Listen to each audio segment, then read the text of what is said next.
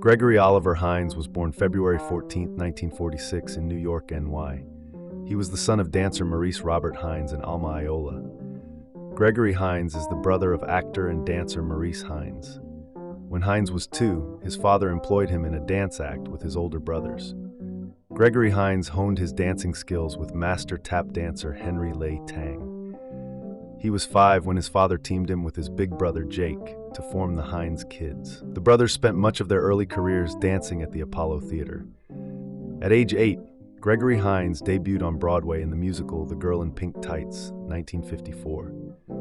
When the boys reached adolescence, they were called the Hines Brothers. In 1963, they became Hines, Hines and Dad, and started a 10-year stint on the nightclub circuit and on television. They also went abroad. In 1973, Gregory Hines left his family group and began performing as the lead singer and musician in a rock band called Severance in Venice, California. Severance was one of the house bands at an original music club called Honky Hoagie's Handy Hangout, otherwise known as the 4-H Club.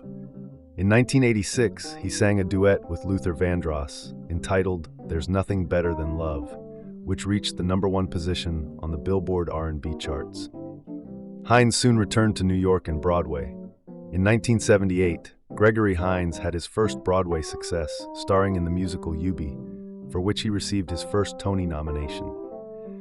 He followed up that success with Tony-nominated performances in Comin' Uptown, 1980, and Sophisticated Ladies, 1981, and had featured roles in 2 films that year, playing a Roman slave in his film debut in Mel Brooks's History of the World, Part 1. And a coroner in Wolfen, an allegorical mystery directed by Michael Wadley. Gregory Hines established himself as a first-rate actor with his portrayal of Morton, a chill, egocentric genius in Jelly's Last Jam. He also shared a Tony nomination for choreography for that show with Hope Clark and Mr. Levy. In 1984, Vincent Canby, then senior film critic for The Times, singled Gregory Hines out as a noteworthy performer, writing of his rare screen presence in the Cotton Club, in a description that captures Mr. Hines's essence. In 1990, Hines visited with his idol, Sammy Davis Jr., as the great entertainer lay dying of throat cancer, unable to speak.